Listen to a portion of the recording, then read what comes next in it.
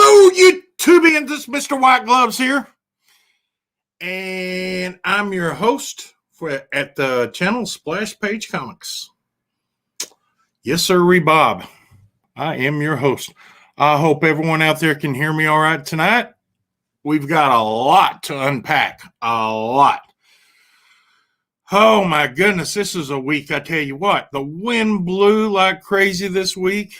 I mean, we had the taste of sand in your mouth all week. Today was a really good day. It got up to about 62 degrees and the wind was calm, and it was just real nice day today. But we got, like I said, we got a lot to unpack here. I got to do some shout outs right now. Y'all need to make sure and go over to the Nerdy Collector Show on Saturday night. That's right, at midnight. And I'm thinking, Cap, you're here. Is this the week they have the other show that time of the month? I'm not quite remember if it was or not. I don't know. My memory's kind of drifting off in la la land.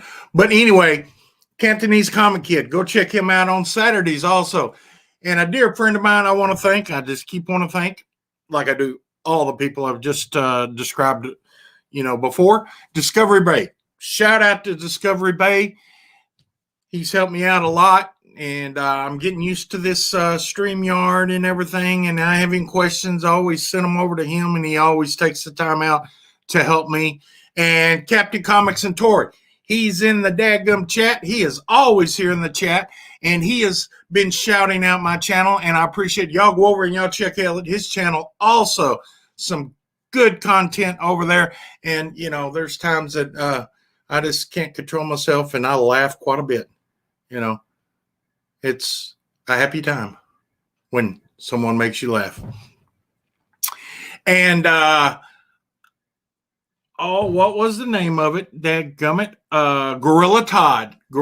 I was on Gorilla Todd's show a couple of days ago. So you need to go over and check out Gorilla Todd. He does auctions and stuff, and sometimes he shows off books, and he throws the what do you call it? The link in the chat, and you can go on there and you can chat with him. We chatted for quite a while, a whole different stuff. He's doing a contest, so you need to go over and check out his channel and find out what he's giving away.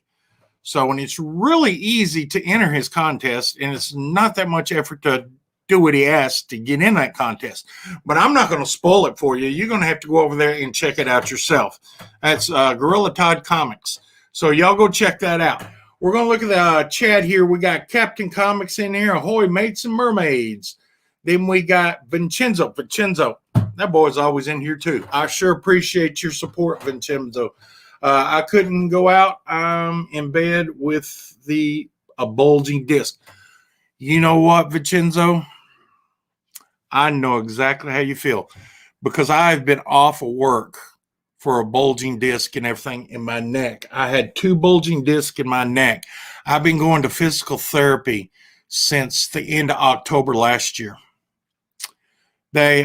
Physical therapy, I've been taking pain pills and stuff to get the swelling to go down and stuff like that. It went down my neck into my arm and around, and it felt like somebody was pulling my arm off. I had to go to the emergency room. It was so bad. I mean, I thought I was literally going to die, Vincenzo. I know what you're going through. And I had back surgery years and years ago that fixed a lot of stuff that I had in my lower back. I was one accident away of being paralyzed back then. That's what the surgeon told me. But I went to, I'm doing physical therapy. I'm going there doing that. That seems to be helping. Hopefully, I'm going to be going back to work in April. And there's going to be some changes in the channel when I do go back to work in April. I want to tell you all that right now, because there may be some time differences and stuff like that, because there's going to be days when I'm on call, I can't do the show at all. Because I guarantee you, as soon as I turn this on live, the phone's going to ring and off I go. So there's going to be a week in there I don't know how many weeks when I get back and get the schedule. There's going to be a week in there that I'm not going to do a show. So I'm warning you right now. But yeah, I'm hoping to get back to work. Vincenzo, I hope you're feeling good, better, man. I mean, I don't know what you're taking, but it. Oh man, I had it before in my lower back, and I had it recently in my neck. And like I said, if you can get in there and take therapy, pain management, and stuff like that, or if you decide to get your MRI and get the surgeon to look at it, the best thing I ever did was have surgery for my lower back. And they put these rods in there. I don't know how they went in. They went in somewhere or another. And I lost the feeling in my feet, but that was nerve damage. I mean, they say once you lose it, there's a 90% chance it won't come back. Mine come back for about a week, I guess. Then feeling's gone. So, oh well. All right. Coming up in the show, we got pow. Somebody out there told me to say that. Poster of the week right behind me. And then we got old comic pickups, because you know what? When you come here, you are here to see what I picked up on Wednesday. And I just don't show you the new comics, because you can go anywhere and see the new comics. I show you the old comics that I'm picking up, which are new to me. Well, sometimes they are, because I have a tendency to buy doubles, and, yeah, we don't want to go down that road, because, that's why I got so many comics. I'm afraid to even know how many doubles and triples and quadruples I have. But anyway, yes, we cover the old comics that I pick up, and some that I'm able to open up before the show and do some quick scans and reading, because I open up all my comics. And check them out and everything. And I tell you what, you want to know where I get my comics from? I get them from Monster Lairs Comics. That's right, in Lubbock, Texas. And they have a Facebook page. If you go over to Monster Lair Comics and you type in the Facebook page, look it up. They have an auction on Wednesdays and Sundays. Wednesdays and Sundays. And you'll see me in there bidding on some books or claiming some books. And that's where I get a lot of my comics. Oh, Rob is a real nice guy, and you can get all the information off of Facebook, going over on Monster Lairs Comics and checking out my secret stash right there. I'm not ashamed to let you know. Just don't buy them all up, because leave some for me, or I'll have to, get mad. That's Monster Lair Comics, and you can get his phone number and all that good stuff. Good guy. Then we got Spinner House. Or Spinner, I always want to say house. It's Spinner Rack Rants. We got a good one for you tonight, guys. It's going to be digital comics, the future. I know this topic has been discussed by every one of us YouTubers and everything. But I am going deep down, and I'm going to discuss the pros and cons, the lefts and rights, the ups and downs, and we're going to get into a deep discussion about digital comics. Are they on their way? Are they on the way out? Will they ever get here? I mean, when they first come about, what the price is, just an extravaganza, a buffet of knowledge is going to be thrown at you. I've been researching this topic, and I tell you what, I've gotten into some corners of it that no one's ever touched, no one's ever thought about, no one's ever wanted it revealed. Little secrets here. That's right. Spinner Rack Rants. It's going to change. It may change your view on digital comics.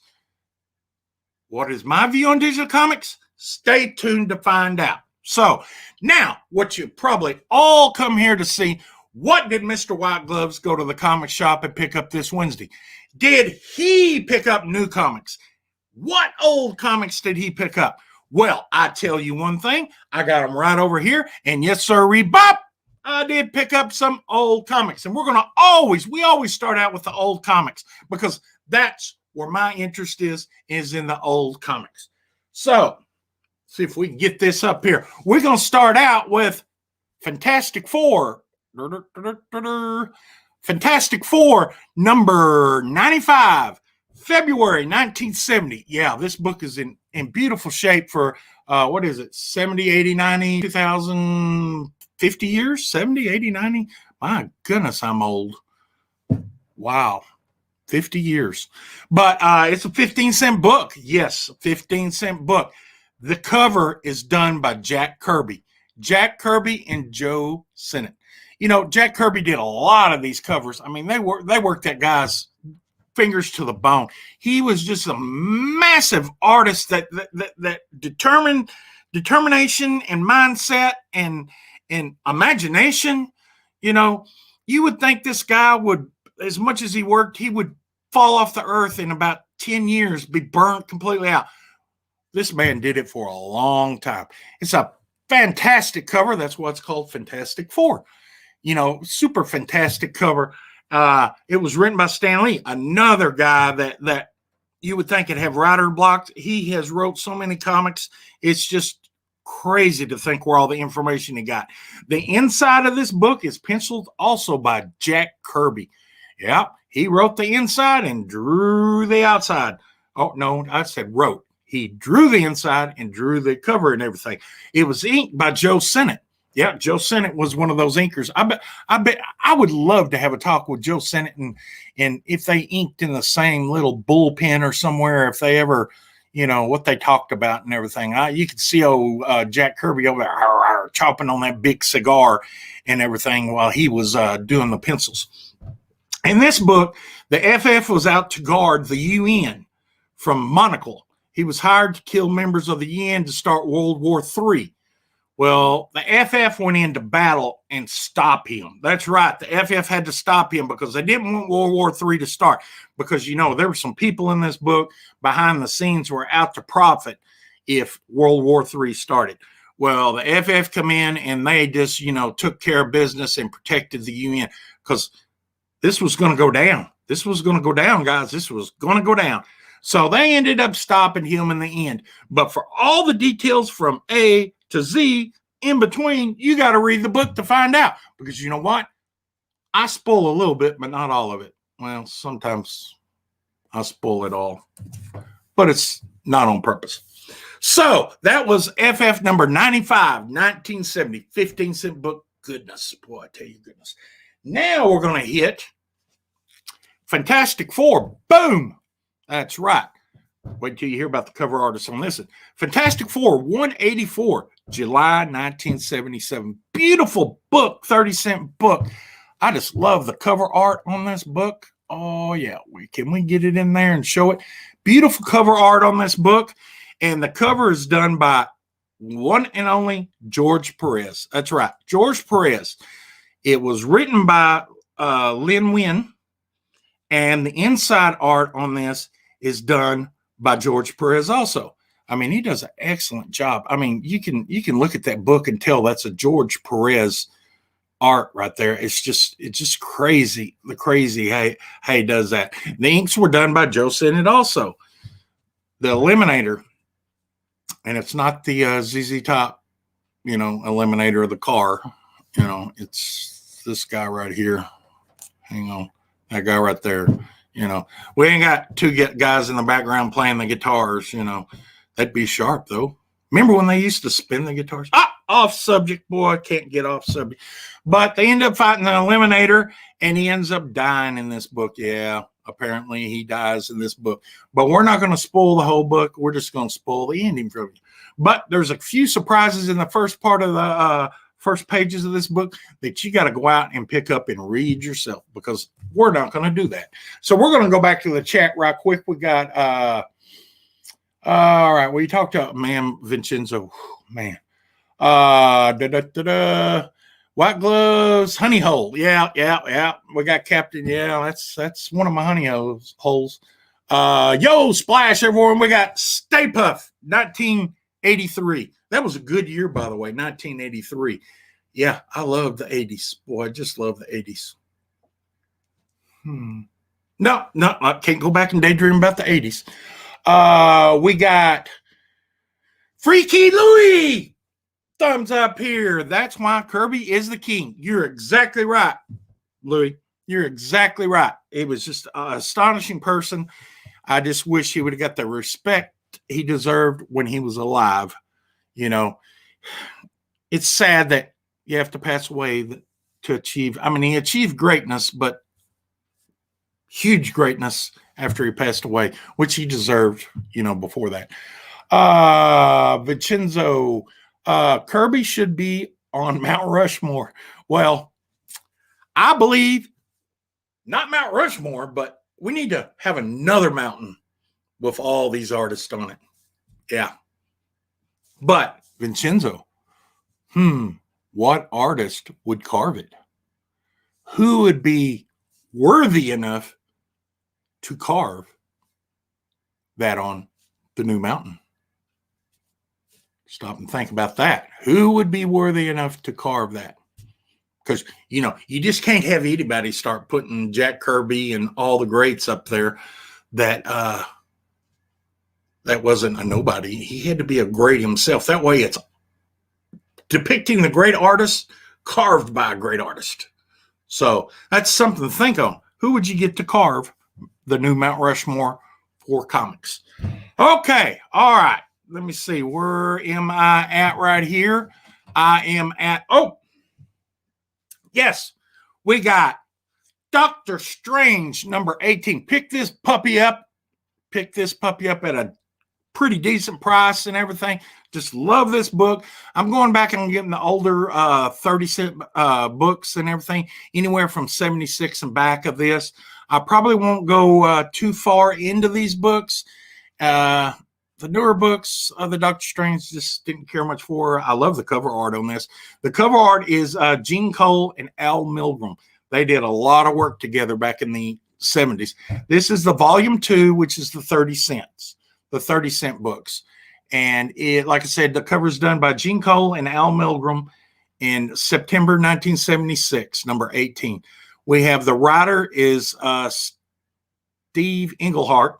Yeah, Steve, I had to, sometimes I don't say that name correctly. Steve Englehart. The inside is done by Gene Cole. Now, I was able to take some time with this book right here and open it up. And this is a time travel book. They time traveled back to 1775, and they were on a ship.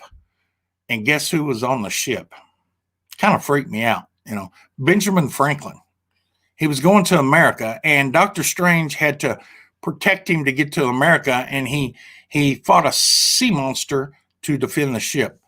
It's kind of a weird tale and everything, but how I like I said, I skimmed through it real quick, and I don't know. I'm going to have to go back and read this book and find out. It's probably the previous issue why he goes time travels back and end up on a ship with Benjamin Franklin. That's kind of weird. But anyway, he saved him and got the ship to come to America, and I guess set the timeline straight or something. I don't know. But like I said, this is a great looking cover with a monster on it, and This Dream No More. This Dream No More. Yeah, This Dream No More. So go pick up this book. Like I said, number 18. Mighty fine looking book. Mighty fine looking book. Then we got Doctor Strange, number 20. That's right. Doctor Strange, number 20. This is a December 1976, 30-cent book also. These covers are lots of action and lots of drawing in there. This number 20, the cover is done by Ed Harrington and Tom Palmer. But they put a lot of work into that. Look at that book. I mean, it's got a lot of background, what I like to call background noise. It's got a lot of stuff going on in the background. We don't get much background noise no more in comics. Every once in a while, we get an artist that does the background noise, draws the buildings, draws the stuff to make everything, pop out. And, the writer of this book, and I wasn't able to open this book. Like I said, I got a lot of books, was Marv Wolfman. Well, Marv Wolfman wrote this book, then penciled by Rudy Nebres, Nebres, something like that. And, it's a great book. The villain in this is Xander. I know somebody named Xander. I sure do. But it's what I can figure is Doctor Strange battles Xander, and I think it takes place in a museum, if I'm not incorrect. And I guess he is trying to protect the artifacts or something like that.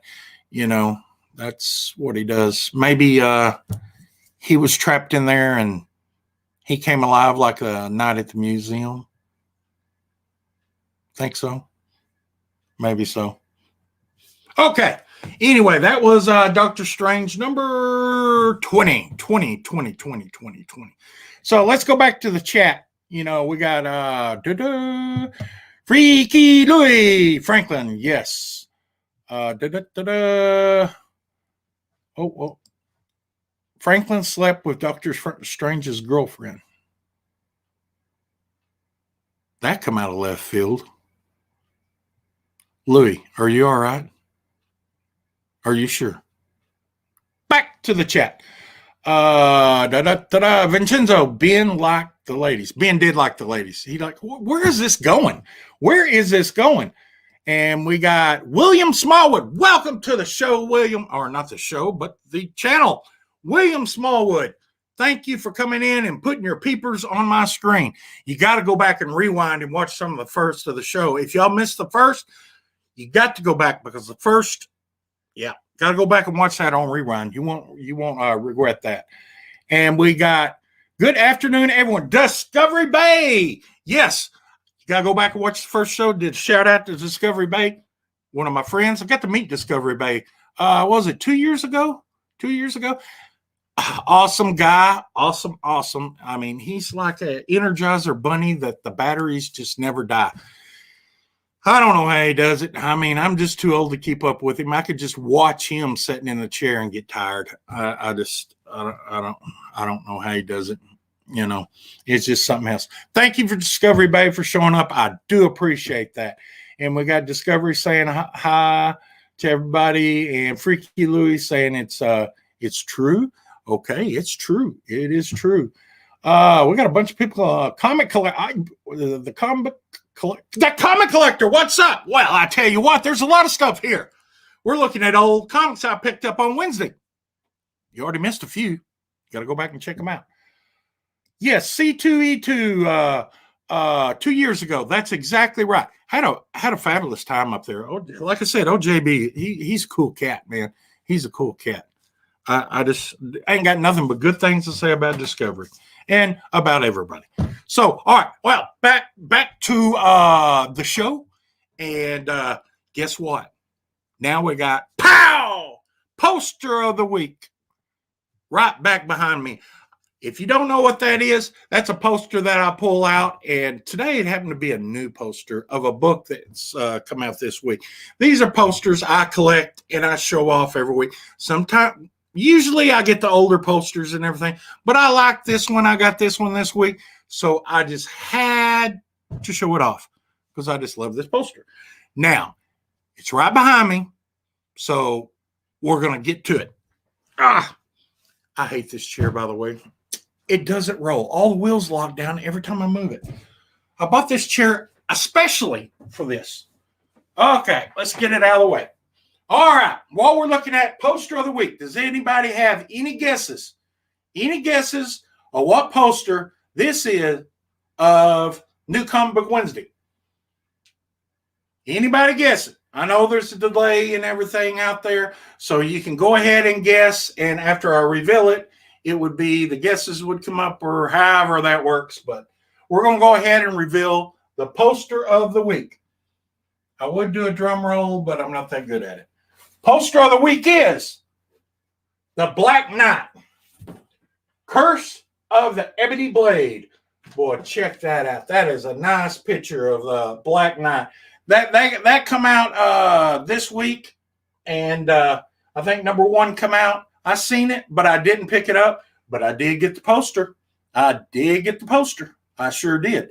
So that's the poster of the week right there. Nice art, and I like it when they have an artist on here. I've been trying, maybe y'all can help me out. I've been trying to find out who did these posters, who drew them originally. I guess I got to go back and look and see who did the cover. But this would be something that I would take to a con, and if that artist was there, I'd have him sign it, because I do collect posters, and a signed poster does not bother me, because there's plenty of places for the artist to sign it and not sign it, and mess up the art on it. So that's what I would be willing to do. I just got to do some more research is what I got to do. I got to get off my tail end and do some research. For those just joining, we got Ghost Rider, Discovery Bay, Ghost Rider, Captain America, William Smallwood, Boston Chris guesses hello, the comic book collector guesses JB, and all right then. Hello, Boston Chris. Welcome to the show, bud. You got to watch it on rewind. You missed a lot. Okay, just a reminder, the Spinner Rack rants coming up is going to be on digital comics. I'm going to cover the crap out of it, So stay tuned, because that's going to come up. You don't want to miss that. Yeah. So we're going to get to where am I at? Yes. Let me see here. See here. Kind of got these out of order. I don't understand why. Okay. We got Thor number 181. This is October 1917. This is a 1917 book. No, it's a 1970s book. It's a 15-cent book. Beautiful, beautiful. And I know somebody out there probably knows who did the cover. So let's guess on the cover. Can anyone guess on the cover? Because I'm going to skip the cover and I'm going to skip the inside penciler who did it. And we'll come back. It was written by Stan Lee. Like I said, Stan Lee just, goes crazy over these things, writing these books. The interior inking is done by Joe Sennett. Now, stop. Don't be looking this cover up, taking a guess now. Don't be looking this up. Who is the artist of the cover and yeah, pencils. Okay. Now, this book I opened up because after you find out who drew it, I had to look at it. Thor is captured by Mephisto, and he battles to get out of a block of ice that Mephisto put him in. Loki is in there, and he is on Earth in Thor's body, and he's doing all sorts of havoc on the Earth in Thor's image, And everybody thinks Thor is just going nuts, and Thor wants to conquer the Earth. But Thor defeats Mephisto and goes to Earth and defeats Loki. But a key point in this story, all right, let me see. Hang on, I'll go over here and keep guessing. Keep guessing. We got Smallwood put a guess. Hang on. Just keep throwing the guesses who did it. But there's a little something in this story. Thor, in this book, it's mentioned that he has 60-second time limit to when he's not holding his hammer. Then he reverts back to Donald Blake. That's right. If he's not holding his hammer and it reaches 60 seconds, he transforms back into Dr. Donald Blake. That's what these old books, what they go back, and now he went a whole movie without his hammer and never transferred back. That's the difference in the books now, or the movies now and the books then. But then he can pick the hammer up, and it's a stick. It looks like a cane. That's what Thor used to have, is a cane. Then he'd tap it on the ground and say some words, and he'd transfer into Thor. Well, this book right here tells it takes 60 seconds without Thor's hammer, and he turns back into the mortal Dr. Donald Blake. So, all right. We got, oh, my goodness. William Smallwood, did you look that up? William Smallwood guessed Buscema first. Then he guessed Neil Adams. That's right. This is a Neil Adams cover and Neil Adams interior art. That's right. I said Neil Adams. This would be something to take to a Comic-Con when you see Neil Adams, because he's at every Comic-Con, I think, in the United States. If there's two Comic-Cons at the same time, He may leave at noon and fly to the other one. I mean, I've seen him at a lot of Comic Cons. A lot of Comic. This would be something for you to take and open up the book and have him sign at the bottom in a ballpoint pen. That's right. I said ballpoint pen. If I was going to have Neil Adams sign one of my books, it would be down there at the bottom with the ballpoint pen. And, you know, I would think he would do it. I would think. I don't know. But, yeah, I'd have him sign it old school because this is an old school, you know, 15-cent book.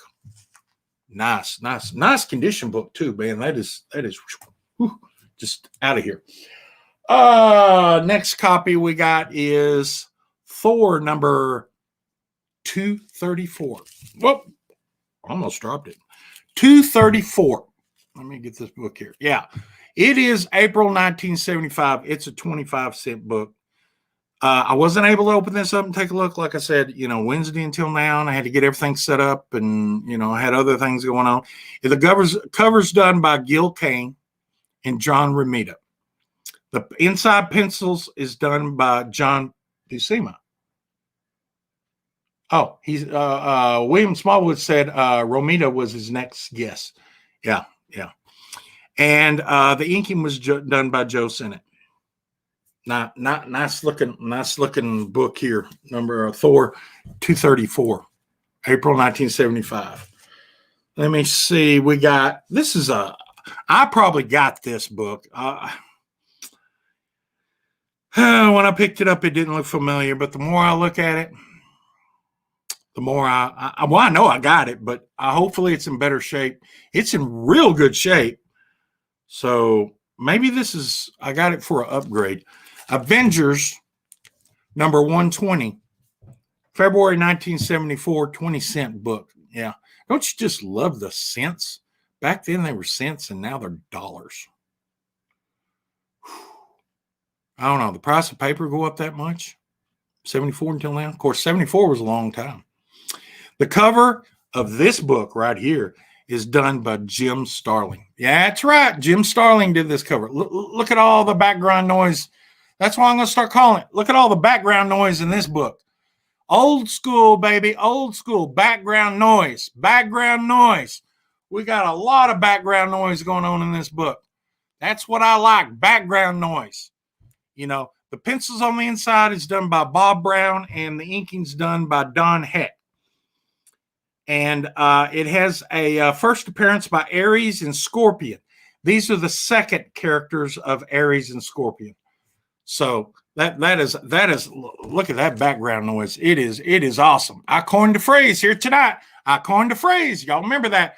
Anytime there's a lot of action going on and it's got a depth to it, we call it background noise. There we go. Okay. We need to go back to the chat and see what we got. Boston Chris, I went to shops over the last 2 days and got a lot of goodies. Well, or goodies, like goodies you eat or goodies you read or goodies you drink. I mean, you know, I'm sure they're comic books. Yeah, y'all need to go out and check out Boston Chris also. Boston Chris has a good channel. He shows his pickups that he gets, and he gets old books too. Yep, he sure does. He on his show, he'll show some old books that he's picked up. So y'all go over and y'all check out Boston Chris. Boston Chris has been on for a while. So you gotta check him out. Go to his channel and check him out. All right, what do we got next? Oh yeah. All right. I had these all in the order I wanted to show them in, and somehow they got mixed up. That always happens. Beautiful copy here. And like I said, I'm going from issue 50 backwards all the way to 1, which I got quite a few, but I'm filling holes and stuff. It's going to be Defender 16. Defender 16. This is a beautiful, 25-cent cover. 25 cents cover. It's a 1974. The cover is done by Gil Kane and John Romita Sr. Yeah, got to see him. And the pencil inside is done by Sal Buscema. The villain in this, yep, Brotherhood of Evil Mutants. That's right. That's right. We got a X-Men team, villain team, going against the Defenders. And Professor X makes an appearance in there, of course. He's got to teach the Defenders maybe how to defeat the Brotherhood of Evil Mutants. And there's a mutant in here called Alpha, the ultimate mutant. And in this story, they never kill him. They repel the Brotherhood of Evil Mutants, but Alpha ends up escaping into space to find where he's either wanted or where he can rule. So he kind of drifts off. Now, he might have come back in later issues and such, but Alpha, it was the ultimate mutant. So he was the ultimate. I had a friend that called his vehicle in high school the Ultimate. We had lots of fun in the Ultimate. But anyway, that was Defenders number 16. This is a cover here. A cover, not only cover, it came with a book. Yep. Not only did I get the cover, I got the book. I love this series, especially the volume 1. It's going to be What If number 8. It's 1978, 60-cent book. And the cover is done by Gil Kane. And, you see Daredevil on this? It is also done by Klaus Janson. Yeah. Remember the Miller-Janson run? 158. Yeah. That's so Klaus Janson helped do this cover. The inside story, there's 2 stories in this book. The second story, I don't know where they come up with this, but evidently somebody had been drinking too much of the hooch that they kept down in the basement of Marvel, the moonshine they were making, or something. I mean, to come up with the title to the second part of this was What If Spider-Man had been bitten by a radioactive, you ready for it? Human. That's right. I said it, human. Somebody trying to munch down and cannibalize, be a cannibal and bite Spider-Man. Apparently he did. I've got to open this book and read it because I didn't realize there was a second story to this. I've got to figure out who the heck is eating Spider-Man or biting him. Maybe it was Morbius. I don't know, but yeah, I just don't get it. What if Spider-Man was bitten by a radioactive human? I'm really interested to see what he was turned into. Yeah, Marvel. Some of the guys down there were drinking that hooch down there in the basement of Marvel, and they come up with a weird one on that one. I tell you what, back in 1978, that moonshine, y'all guys need to quit drinking that moonshine. All right.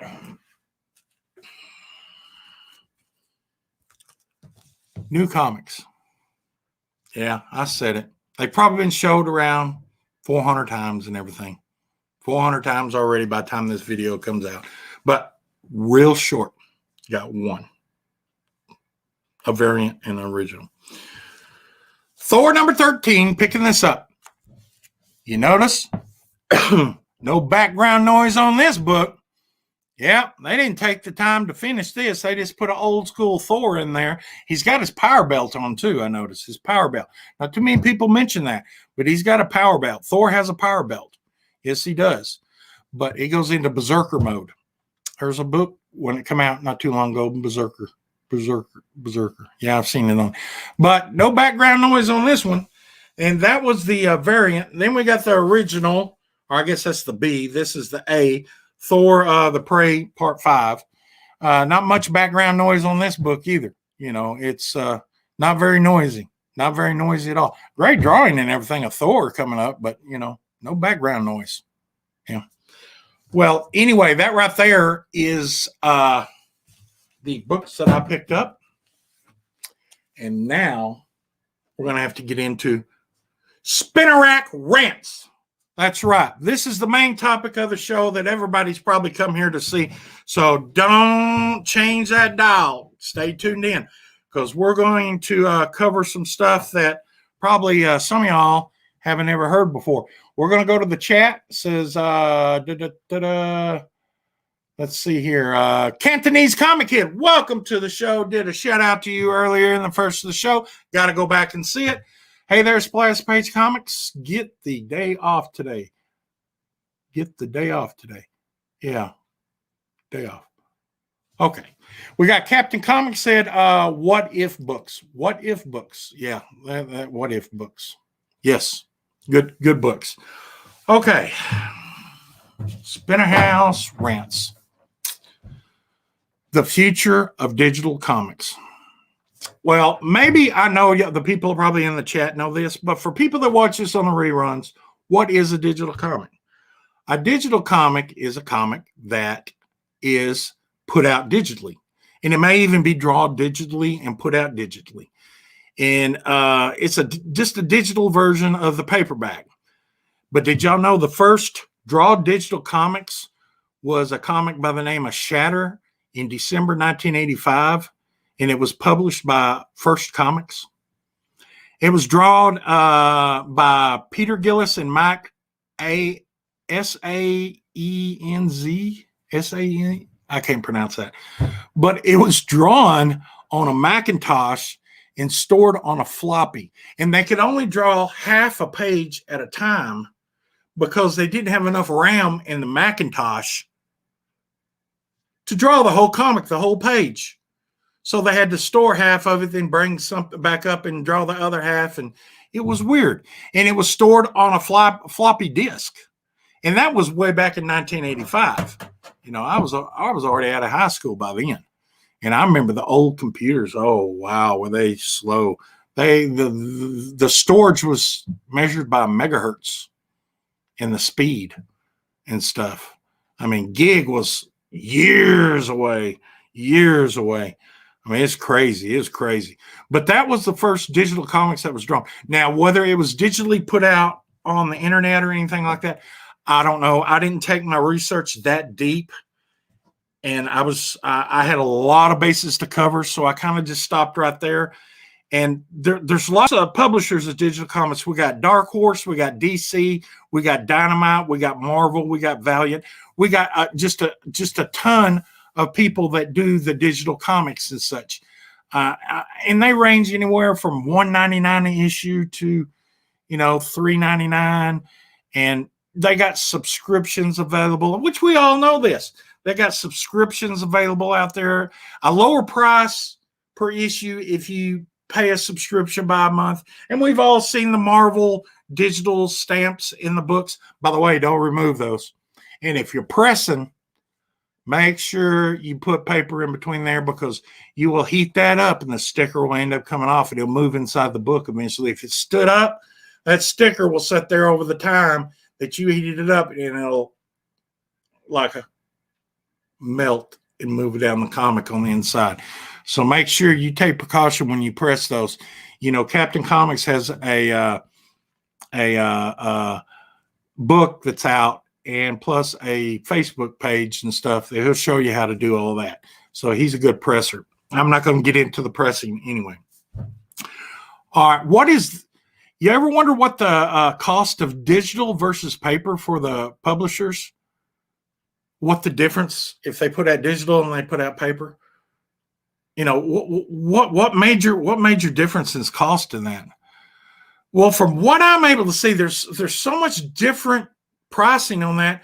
I think that's just a well-kept secret. They just don't want nobody to know the difference in the two. We know it's cheaper due to not going to a printer. So we know they're going to have to save money because it's not going to print. And if it's not going to print, that saves a lot of money in ink, paper, and shipping. Well, they probably ship it digitally, the image anyway to print. But it's just, and plus some inks cost more than others.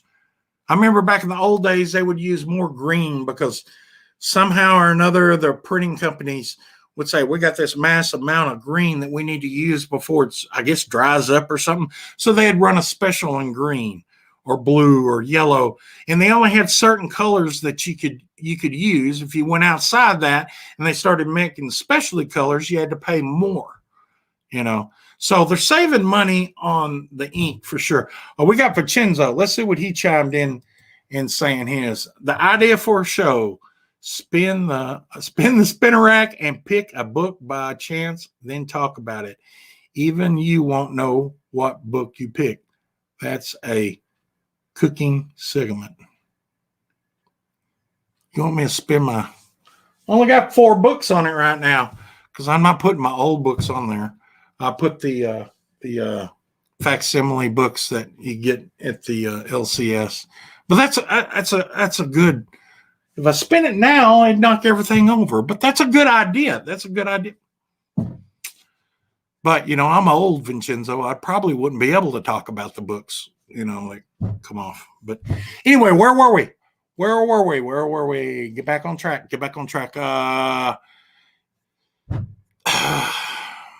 They would save money on distribution. They wouldn't need Diamond. Diamond would be knocked completely out of the loop. Yeah, they would totally destroy. I mean, if every publisher did this and got rid of paper, they would destroy Diamond as far as comics. Now, I don't know if Diamond, they distribute other things.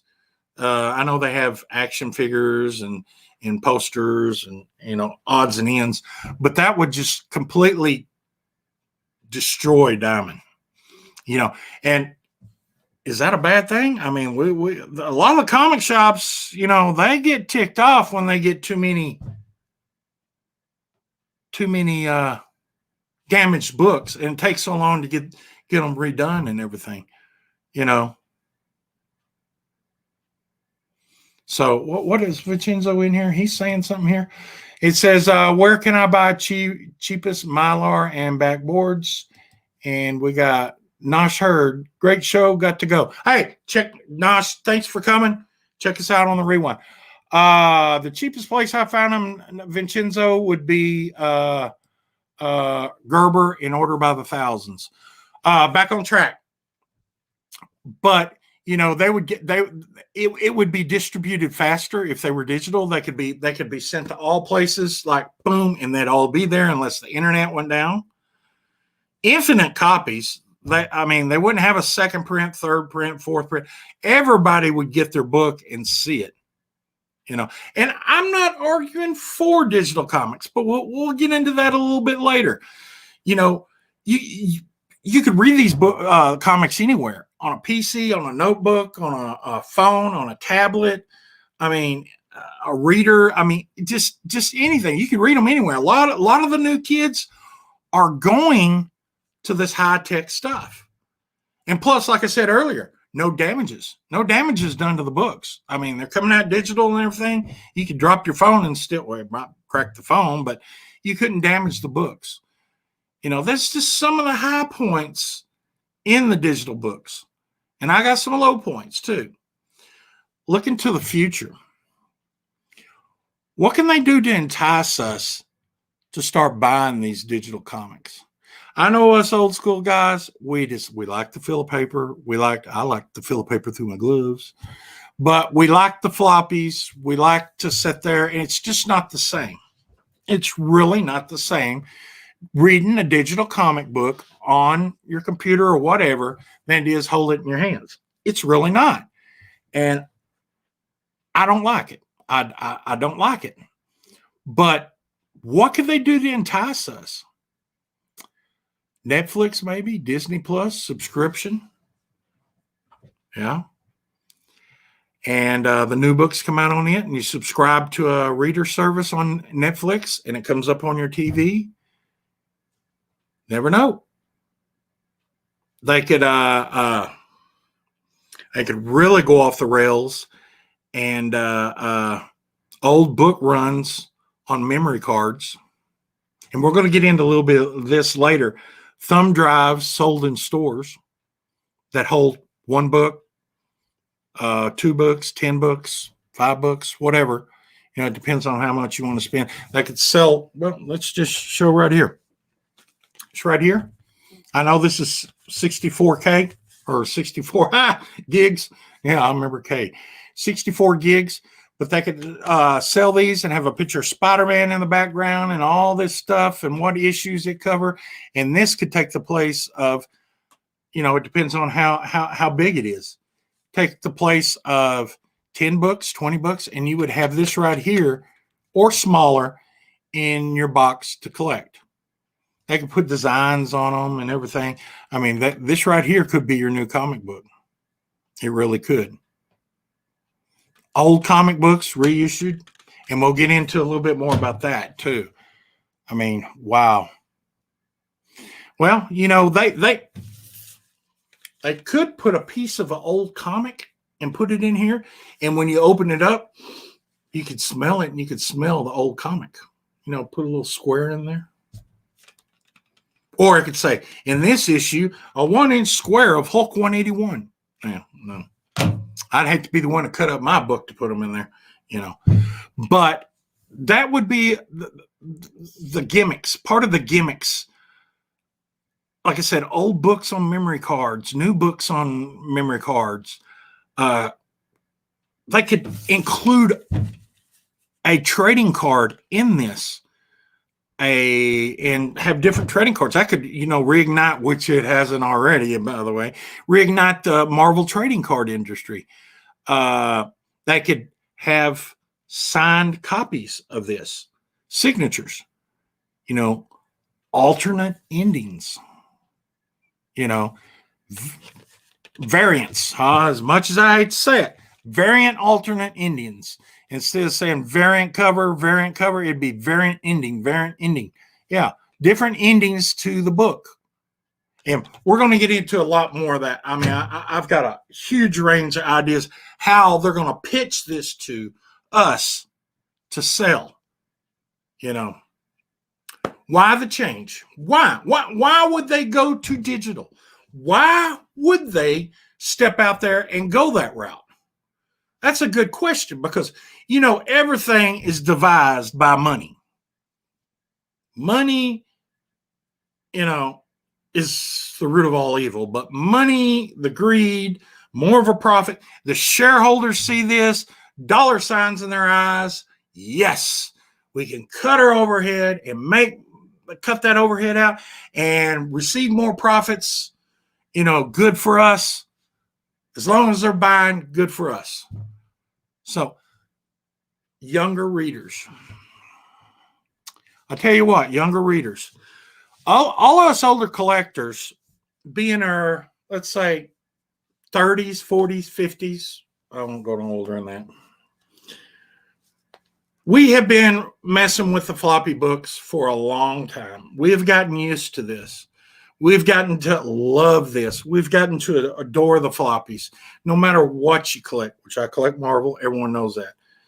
And you just don't want to give that up. You really don't want to give that up. But, as we age in the comic book collecting industry, we eventually get pushed out. Yeah, because eventually we're all going to die, or we're going to get out of collecting, or we're going to have to sell and just not go back. It's all going to be geared to the younger readers. And what are the younger readers doing now? In schools, they're getting tablets, they're getting computers. All their textbooks right now are just about all virtual textbooks on a computer. That's right, all on computer. Stop and think about this. If these kids are growing up by everything being on a computer, or when I say computer, I mean laptop, notebooks, phones, pads, whatever, tablets, digital. If they're learning on that, they're going to get used to that. It's not going to be something that is going to be a big change when they get out of school and they can go, oh, well, they got them on digital. I'm used to that. I've done like 8 years of digital reading, digital text, digital books, digital this, that, and the other. Everything's going digital too. You got your phone that plays. It's basically a computer is what it is. It does everything that your laptop does just about. There's more computing power in that computer than there was when they shot the astronauts to the moon. That's how far advanced we got. So everything there is going to be fast paced. The young people, they like everything fast. They want it now. They want it yesterday. They don't want to wait. They want to get there and have it in their grubby piles. Boom. You know, they want it now. The information age is exploding now. I mean, you can get information. I can't snap with my gloves on. You can get information with a snap of the fingers, and it's not going to do nothing but get faster. Not going to do nothing but get faster. That's what's going to happen. The next question. Well, let's go to the chat. Let's see. Hey,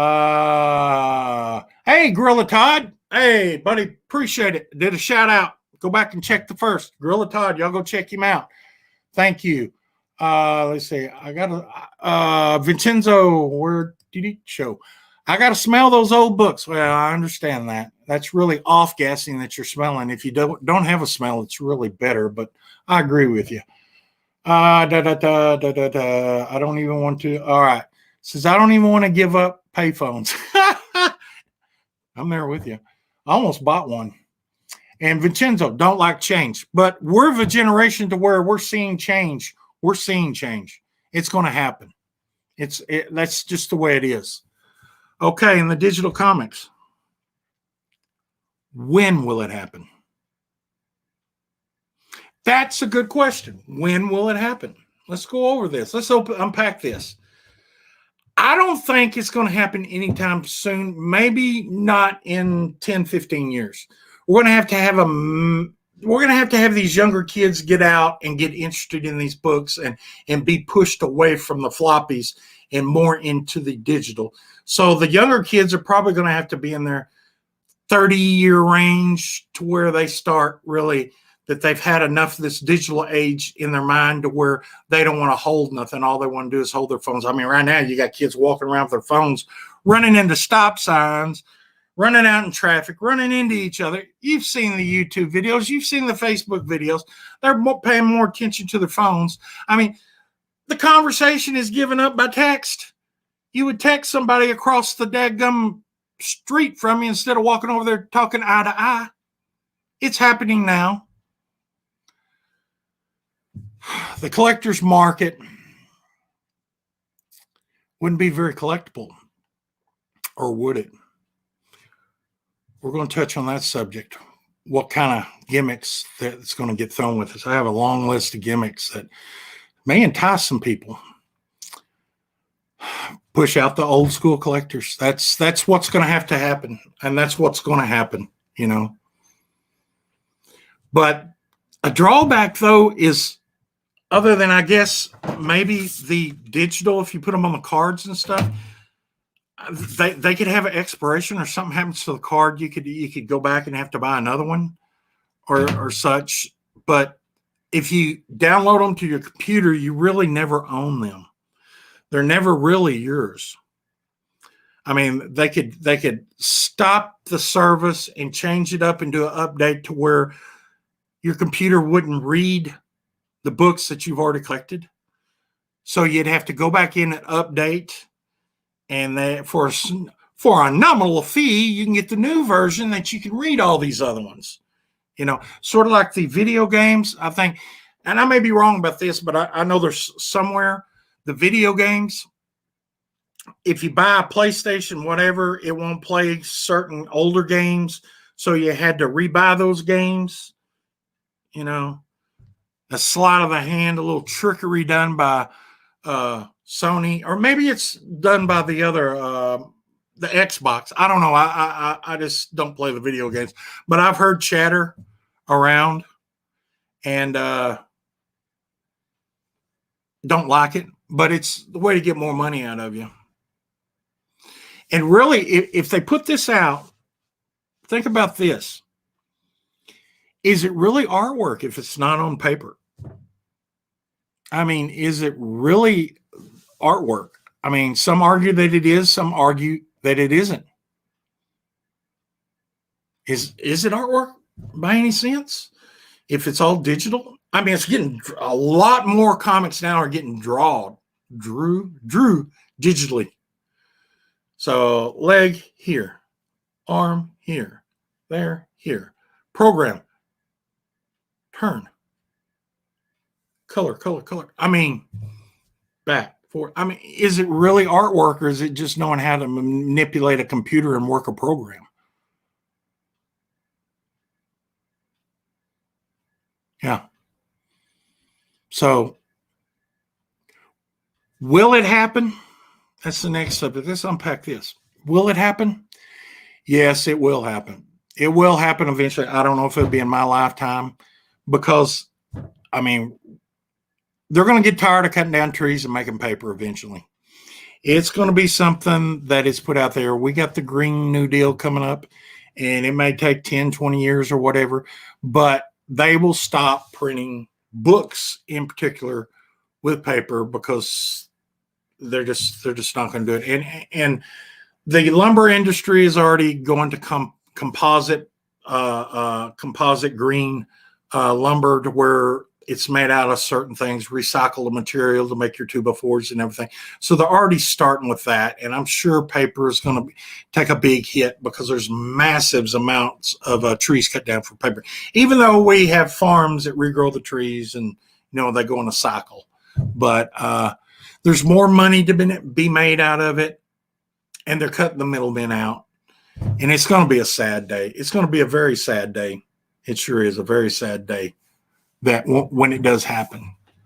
But the incentives that are going to get thrown at you to buy these digital comics, that's something that's going to be the temptation that we're going to have to watch out for. Because there's so many incentives that can be put on this digital stuff that we can't get through a floppy. I mean, it's crazy. It's crazy. This right here can open up how do you say it?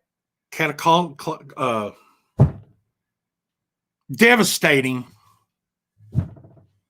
to the floppy interviews on. Well, let me show this. This come out in 2006, and these are just a couple of copies I got. This and this, $40 right here. These come out, and I got the whole set. But these come out, and these were DVDs, or not DVDs, CD-ROMs, and they come out in 2006. This right here covers every issue of Iron Man all the way up till 2006. All the annuals, Tales of Suspense, the whole 9 yards. It's all out on a CD-ROM. Is it? Yeah, it's CD-ROM. And this one is all the issues and everything. Over 560 complete printable books, all annuals and everything. 2006 of Spider-Man. And 500 books here. I mean, this is 2006. Every single book that you can read digitally. Well, when all this set, some of these are pricey out there now. If you go to find these, they're very pricey. And they shut it down when they started going to selling their stuff digitally. So let's see what we got going here. All right, Gorilla Todd, what is the definition of art? The definition of art is something that's created that people like. It has a meaning to it. It has a feel to it. It has an emotion to it. But that's something there, not there in the screen. I mean, I guess art is in the eye of the beholder, I guess. I mean, different people will have different views of art, We got Boston. Whoever is telling you that doesn't understand the process and probably doesn't play the games. I don't know. I just digital art is computer aided. It is cheating. I seem to kind of lean that direction too. By the logic, a ruler or a French curve is cheating. Yeah, Todd, you make a point there. Yeah, yeah. I mean, there's lots of ways to look at it. Chris, it's probably not going to happen in our lifetimes. They can't just go away with paper product. There is too many jobs and too much money to be involved. I don't know. I disagree with that. They can cut back on it there's a lot of things that can happen.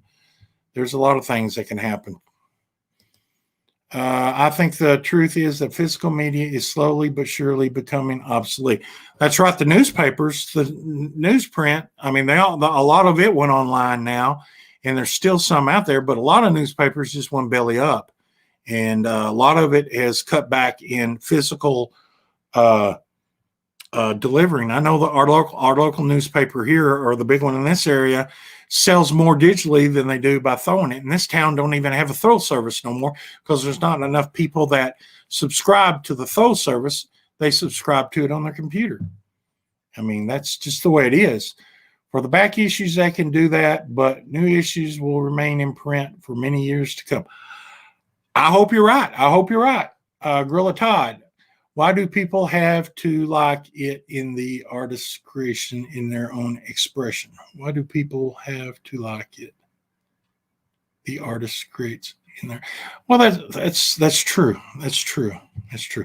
All right, let me get back on subject here. What they're going to entice you with on these is probably interviews with artists, inkers, and writers. There'll be videos on this, not only with the digital comic, they'll have one-on-one videos of the people that created this book. They may come out with special variant edition with editor's notes. The editor talking about the book and what he cut out and what he did and what he didn't like. And plus extras like what didn't make the book and show the pictures of some of the drawings and the reason that he didn't put it in the book. You know, these are some of the incentives to get you on this that is not in this. I'm talking the new books, you know. We'll get to the old books in just a second, what they could do here. Yeah. So, and they could do introduction videos with new artists, inkers, and writers. Say, in next issue, we have a new artist and a video's put on here that follows the comic. And he's going to be doing this, or a new writer, new inker, or whatever. That could be put on. There's so much media that can be put on this that would entice people to buy, that would get them more in depth and involved in comics than a regular floppy could. And plus, be cheaper. Previews. They could put previews on here. They could have previews on here of upcoming books or new books that are coming out and show them on here, and they can have some of these that doesn't have, they'd say preview issue, or have entice you in incentives to buy either the regular copy or the variant copy or the extra expanded copy that has a bunch of, you know, glitter and duct tape. That's a channel by the way, but a lot of the sparkles and everything on here, and you'll pay more and more. Okay, what we got here? We got, why do people like to have, or we already said that. Splash page books is a multi-billion-dollar industry. It's not going anywhere for a long time. Well, I hope not. I wish I was a multi-billion-dollar industry. I'd retire. Vincenzo, people have to like the art so the artist can eat. Yes, of course. Well, of course, there is a saying, starving artist. Let's see. What other incentives can we come up with? The process of how they made that new book. The book could be narrated on here for the blind. That would be a big incentive for and described and everything. Each panel could be described by one person. And the characters, they used to do that in the records back in that day. But they could do all this. This could all be on here for the blind or the hearing impaired. You know, well, hearing impaired could still read it, but, you know. But, yeah, it'd be like books on tape, you know. This right here. That would be another added feature. Then you could just go out there and say, forever, let's just throw a number out there. Forever 100,000 of these sold, 100 of them have a surprise appearance by an artist or an interview or a creator or something that is not on all the other ones. Yeah. We've seen, that done in variants. Yeah. There could be tons of other things packed in this, guys.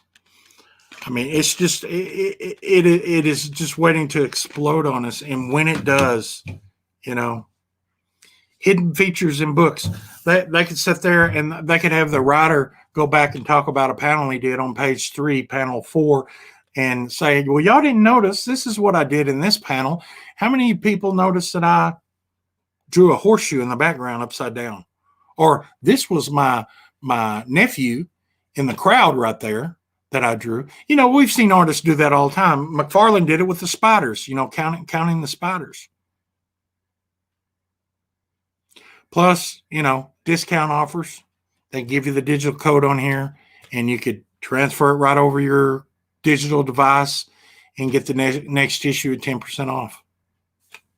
I mean, this is a giant waiting to be opened. And if you get the young kids that are already on this digital stuff like this, and they love comic books, and they start on this, it's the downfall. I mean, true, we may be all gone. We may, us older guys, I don't know what it's going to do to the floppy books. Is it going to increase the value? Is it going to decrease the value? What's going to happen? This is just a whole thing that's crammed in there for everybody to think about. Me personally, I'm not a digital person. I'm just not. But sad, and Katie bar the door when it happens. And hopefully it won't affect the price of our comics. I mean, we've seen the price of our comics go skyrocket in the last 3 months. It's going crazy, some of these books out there. The speculators they're sitting there doing this. Make it rain, baby, make it rain. They speculating on these books, and people are just eating them up and buying them, and the prices are going up like this, and they just doing this. I mean, if I was to fart twice and say, this book was the first appearance of someone that farted in it twice, and 3 other people grabbed a hold of it, there's no telling that book could go from $1.99 to $25 book on eBay. We've seen examples of this happen. But, eventually what goes up will come down, and it will level out. So, but with that, guys, I've been on here an hour and 15 minutes. Vincenzo, I'll have to make some comic book recordings for the blind guy once. Well, that's a good thing. I mean, that's a real good thing, Vincenzo. I mean, I don't have the voice for that, or I would. I know there was somebody out in the YouTube land that once did that read them. And it looks like Marvel ought to offer that service. They ought to offer it somewhere, somehow. And maybe a comic book creator or company does offer that. All right, yeah, already recordings. All right, I already said that. Well, guys, I tell you what, that is my show. You need to like, subscribe, put a thumbs up down there. I finally figured out how to turn the darn things back on.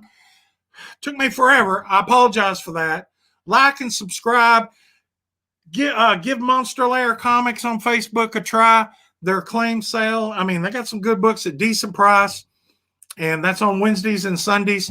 And y'all all subscribe up to everyone. I want to thank all the people out there that helped me. I've already went over all the people out there that did it, that put in the help for me, spreaded the word of my videos and stuff like that. I really do appreciate it.